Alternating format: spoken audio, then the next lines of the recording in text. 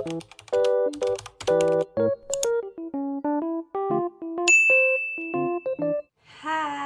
Assalamualaikum warahmatullahi wabarakatuh. Terima kasih sudah mampir di YouTube channel aku. Di video kali ini aku akan membahas tentang varian baru dari virus corona, yaitu varian Omicron atau yang disebut B.1.1.529. Varian-varian baru dari virus corona ini terbentuk karena satu, jumlah kasus yang tinggi meningkatkan resiko mutasi-mutasi baru. Yang kedua, beberapa mutasi menyebabkan terbentuknya varian-varian baru. Jadi kalau kasusnya ini semakin tinggi, maka virus ini akan bermutasi dan akan membentuk varian-varian baru. Untuk varian Omicron ini sendiri masih belum diketahui kapan varian Omicron ini berevolusi, di mana dan siapa yang pertama kali terinfeksi virus corona varian Omicron ini. Namun, pada tanggal 24 November 2021, varian Omicron ini pertama kali dilaporkan ke Organisasi Kesehatan Dunia dari Afrika Selatan. Apakah varian Omicron ini lebih menular atau penularannya lebih cepat? Menurut GISA ID, ya pokoknya itu, atau Inisiatif Sains Global dan sumber utama yang didirikan pada tahun 2008 yang menyediakan akses terbuka ke data genom virus influenza dan virus corona. Sejumlah negara Eropa melaporkan kenaikan kasus COVID varian Omicron sejak Desember 2021 dan masih diprediksi akan adanya badai Omicron sampai akhir Januari 2022. Negara Inggris berada di urutan pertama dengan jumlah kasus Omicron tertinggi, lalu disusul dengan negara Amerika, Denmark, Jerman, Kanada, Turki, Chili, Indonesia, Republik Ceko, dan Austria.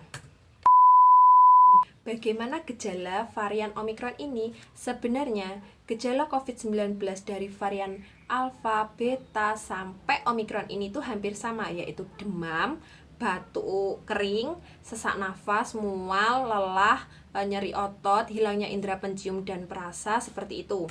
Namun, untuk gejala Omicron ini sendiri itu bisa dikatakan lebih ringan atau seperti flu biasa, seperti demam, batuk, dan pilek. Jadi terdeteksinya itu sangat minim gitu loh, karena seperti flu biasa. Lalu bagaimana virus corona varian Omicron ini sendiri di Indonesia? Menurut data CNBC Indonesia Darurat Corona pada tanggal 28 Januari 2022, kasus pasien positif meningkat sebanyak 11.588 kasus. DKI Jakarta adalah daerah dengan kasus Omicron terbanyak, kemudian Jawa Barat, Jawa Timur, Jawa Tengah, dan Kalimantan Timur. Bagaimana awal mula Omicron ini bisa masuk ke Indonesia? Kamis 16 Desember 2020, Kementerian Kesehatan Republik Indonesia Budi Gunadi Sadikin mengumumkan temuan varian baru, yaitu varian Omicron. Terdeteksi pada seorang petugas kebersihan di Wisma Atlet berinisial N. Namun, N ini tidak pernah bepergian ke luar negeri. Jadi bisa disimpulkan bahwa N ini terinfeksi atau tertular oleh pasien lainnya. Nah, Kementerian Kesehatan melacak dari mana asal muasal ini dan ditemukan diduga, dan ini masih dugaan, dan dugaan ini diduga kasus pertama berasal dari warga negara Indonesia berinisial TF yang baru tiba dari Nigeria pada tanggal 27 November 2021. Bagaimana keadaan Indonesia sendiri saat ini setelah Omicron mencapai 11.000 kasus? Dan saat ini di Indonesia sudah memasuki gelombang ketiga virus corona atau virus COVID-19. Kita semua diimbau oleh pemerintah untuk tetap tenang, tapi kita juga harus waspada, tetap mematuhi protokol kesehatan dan juga mengikuti himbauan dari pemerintah.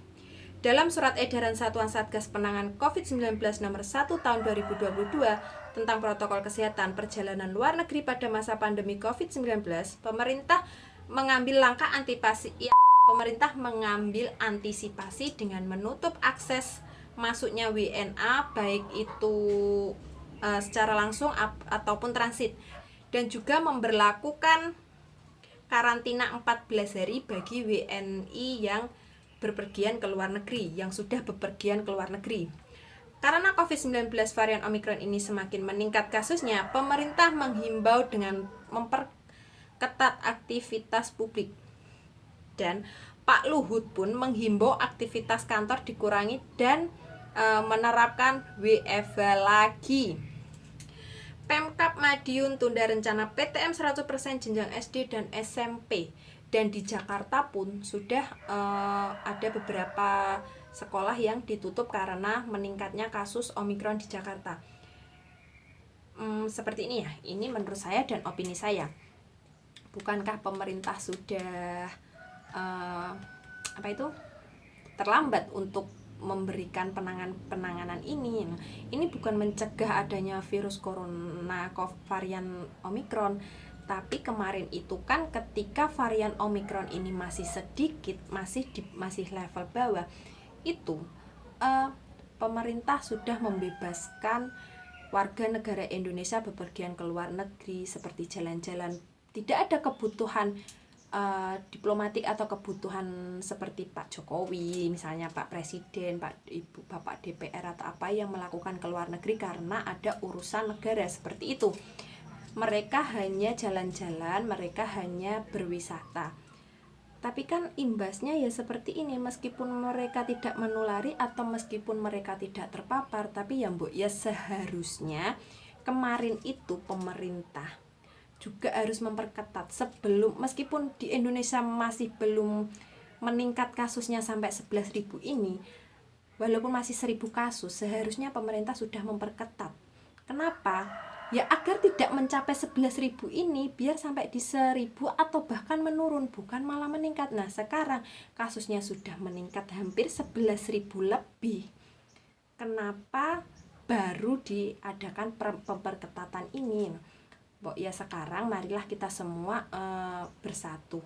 Kita bersatu bagaimana caranya agar corona ini benar-benar hilang, kita benar-benar lepas masker, kita benar-benar bisa bepergian kemana saja, bisa melakukan aktivitas, bisa melakukan apapun lagi seperti dulu.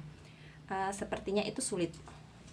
Meskipun sulit kan kita mari bersatu, mari kita menegakkan persatuan Indonesia ini untuk menanggulangi COVID-19 ini. Kan kalau seandainya kemarin itu tidak pergi ke luar negeri ya, ke Indonesia, masih di Indonesia, yang punya uang, para artis, para pejabat yang pengen jalan-jalan, ya jalan-jalan aja ke Indonesia. Jalan-jalan ke Indonesia sendiri itu manfaatnya juga banyak, maksudnya ke yang Indonesia ya. Satu, kan karena pandemi COVID-19 kemarin itu kan pariwisata kan ditutup. Kan karena pandemi COVID-19 kemarin itu kan banyak pariwisata yang ditutup. Nah kan sekarang sudah diperbolehkan aktivitas di luar, boleh diperbolehkan jalan-jalan, gak usahlah ke luar negeri.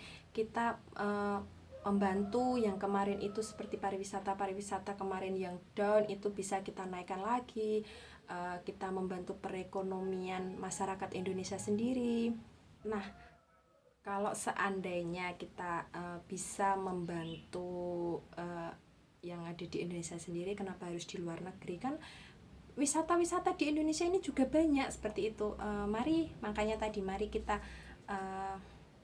bergenggam tangan, bersatu untuk memulihkan lagi perekonomian di Indonesia, memulihkan lagi kesejahteraan masyarakat Indonesia, dan semoga Indonesia bebas masker. Udah itu aja. Kalau kita memang sudah benar-benar bebas masker seperti di Amerika atau mana, itu kan sudah bebas masker. Nah itu bolehlah kita mau kemanapun, kita mau berjalan-jalan, mau berwisata, mau piknik, mau kemanapun, oke, berarti dunia ini sudah aman untuk kita eksplor lagi. Nah untuk saat ini mari kita semuanya mengeksplor dulu yang ada di Indonesia. Tapi untuk saat ini sudah tidak boleh lagi ya guys, karena kasus COVID-19 ini sudah meningkat hampir 11.000 kasus lagi. Jadi kita berdiam diri dulu di rumah, tetap menerapkan 3M, memakai masker, menjaga jarak, dan mencuci tangan. Oke, sekian video ini. Terima kasih sudah nonton video ini. Jangan lupa terima kasih sudah nonton video ini, dan jangan lupa follow Instagram aku @wismawati. dan juga subscribe, like, dan share video ini. Dadah.